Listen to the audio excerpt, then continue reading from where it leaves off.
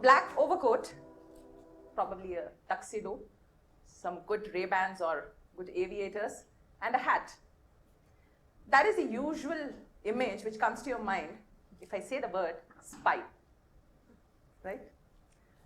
I come from a realm where KPIs are your covertness, where your personal branding is anonymity, where your secrecy is your medal of appreciation.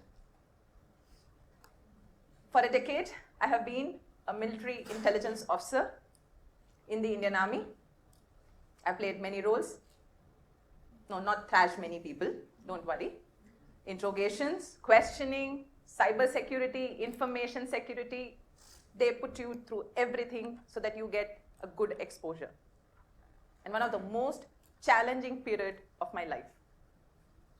One of the most fundamental thing in this journey was having conversations.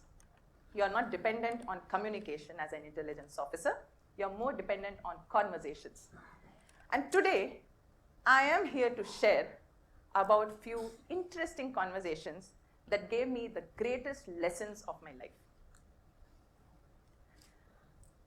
My first word of motivation was, no, you cannot do.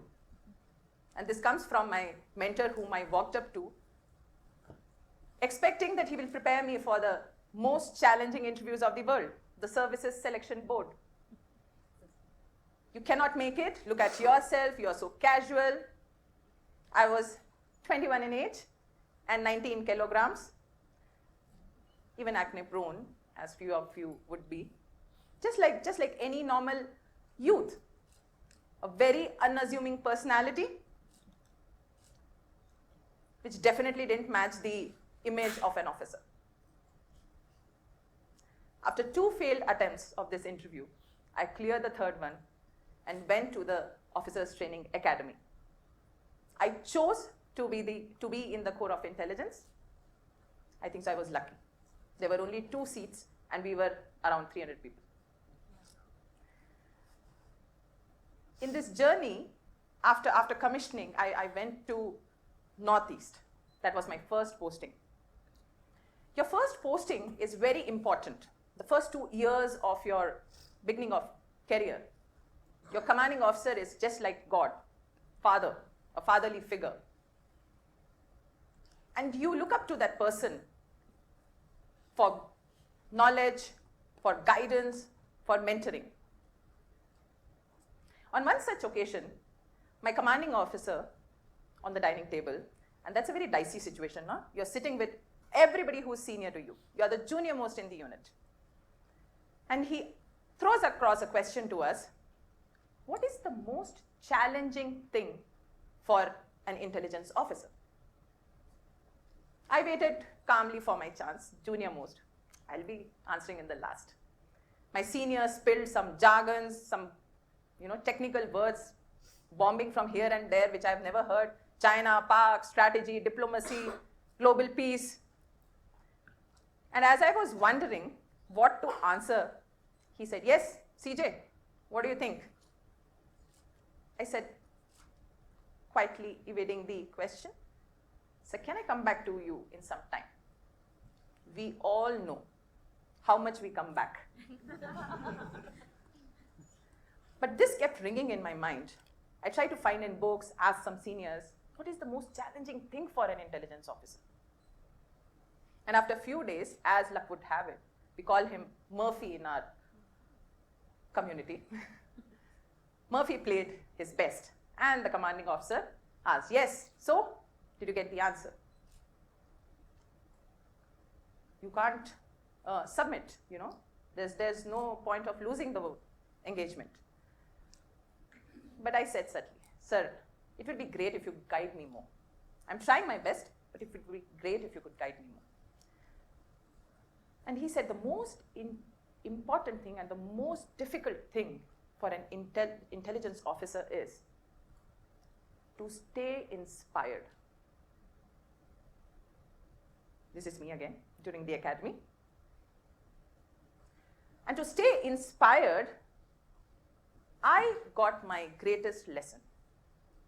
You have to be your own inspiration. People will say you cannot, people will say no.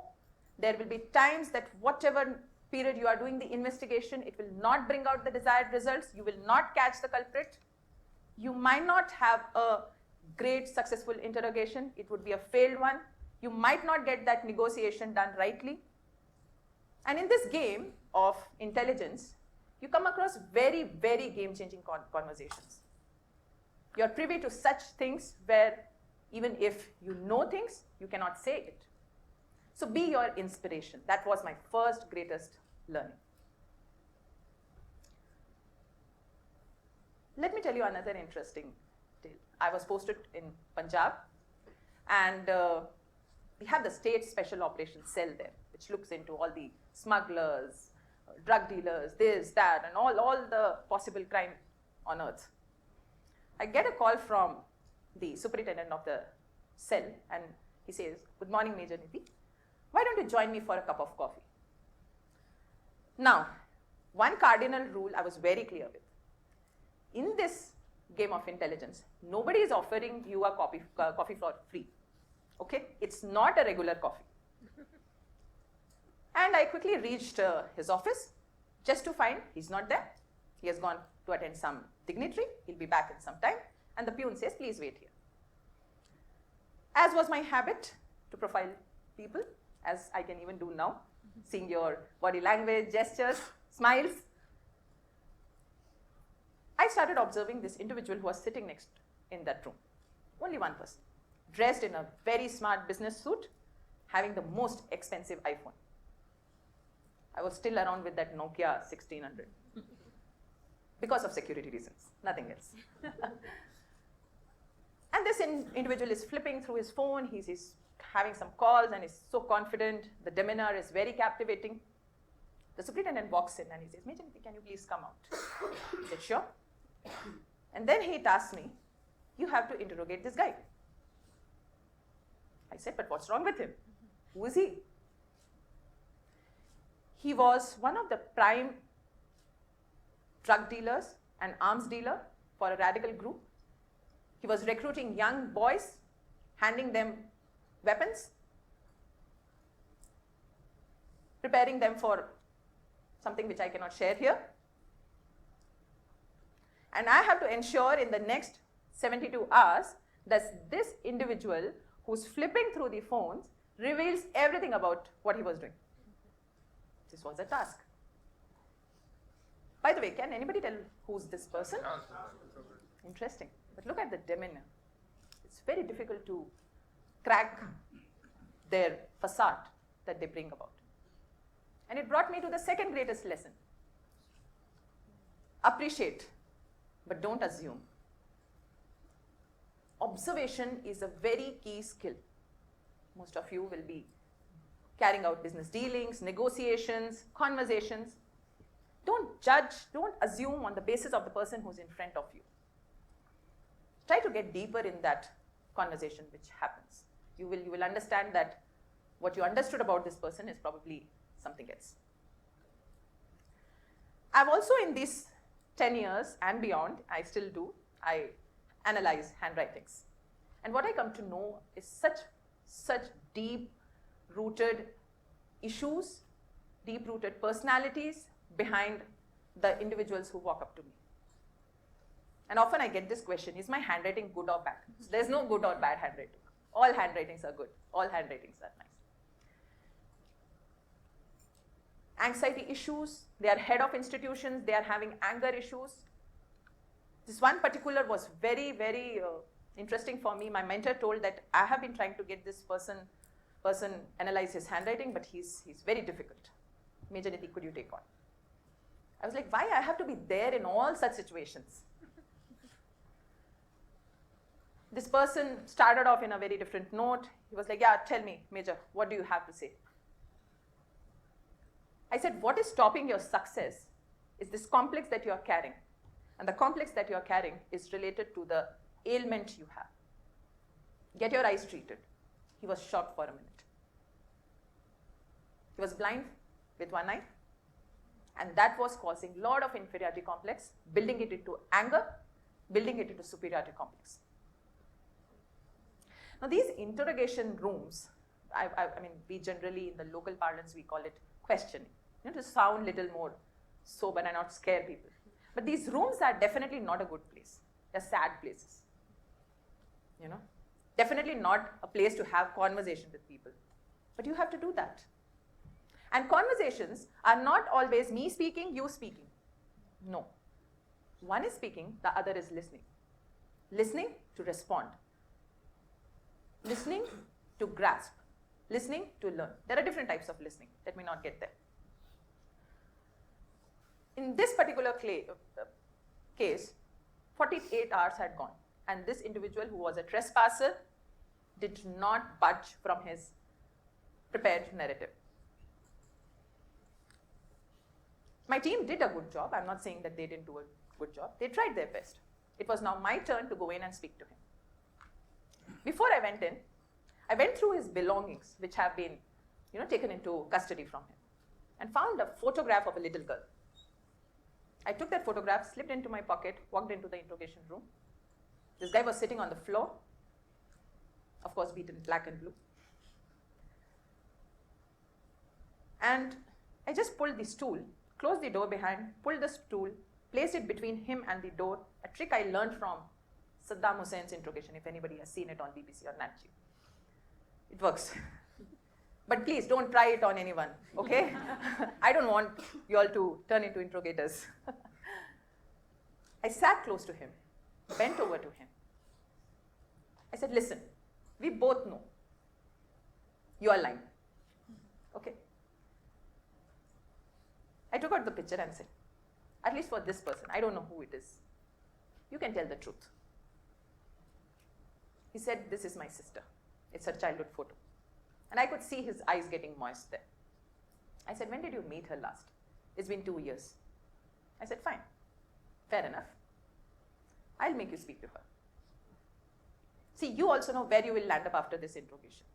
I don't have to tell you. But this is the least I can do, make you speak to her. He agreed.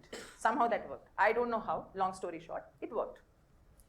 And thereafter he revealed the roots, the intentions, what was the big plan. Things started flowing on slowly. It took time, but it did happen. And this brings me to the third lesson I got. Own your plan. Sometimes when we create some strategy or a plan, we say, no, it is given like this. This is how it is. Today I'm giving a TED talk. I have scripted it like this. I will speak like this. We are becoming followers of our own plan. So much so that a moment, if something changes, I'm not able to change because that has set rigid in my mind. Our mindsets are based on past experiences crystallized into memories. And this is where it is important that we be flexible, own the plan, feel responsible for it, and also say to yourself that it's okay. Things always won't happen your way. And in that, the biggest contributor for you will be your team. And trust me, I've been very fortunate to have the best of the commanding officers, the best of the team with me. Not just on the basis of skills, but also in the basis of leadership. And when we talk of leadership and the organization I belong to, where I come from, the team is very vital. Nothing beyond the team, the wolf pack, right? It was 2010. I was doing some course in Pune. I get a sudden call. Where are you, Nithi? I was like, I'm in a training exercise. Let me connect with you later. It was my birthday. And then I see 15 missed calls again from the same individual. I said, okay, I'll speak to you later. He said, you're always like this. It's your birthday, I have driven. He was my course mate, Archit. He had driven all the way from Ahmednagar to Pune to surprise me. Such crazy things, course mates do. 2 of them are sitting here. They know the crazy stuff that we do for our course mates. This guy landed up at 8 o'clock in Pune, but I wasn't available for him. July 2011, he was burned to ashes while saving his own troops in the Siachen Glacier. The fiberglass hut got fire, and Lieutenant Archit Wadia is now posthumous.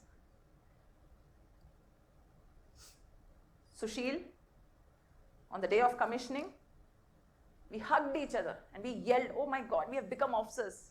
Yaar, officer ban gaye." You know, that feeling is very different kind. We had not got over Archit's loss. September 2011, we lose Lieutenant Sushil Khajuria, Kirti Chakra, posthumous. I still recall the last song I sang with David on the guitar, Major David Manlon, Kirti Chakra, posthumous. So, ladies and gentlemen, we don't know when the conversation is the last conversation. So, it is very important that you invest in these conversations. Make the most of it. Don't have big agendas. Don't even have agendas like, oh, it's a Saturday, it's a weekend, okay, we are just enjoying. No, enjoy, but invest in that conversation. Why? These are my 3 course mates. Because you nurture your bond. It is important you nurture your bonds. Invest in them. They will be with you through your life. Today, one click, your social media account gets hacked. You lose all your followers, all your Facebook friends. COVID, we have seen how much we could stand for each other. We could not even cremate our own families. How does one get over all these challenges in life? These bonds will help you, especially the ones you are creating in this institution. I would like to leave some verses as the last thoughts for you. I had written this when I was still preparing for the army, and I had written in big and pasted in my study. Compete with yourself. Introspect your inner self. Challenge your limits. And always say, I can do it. Thank you so much.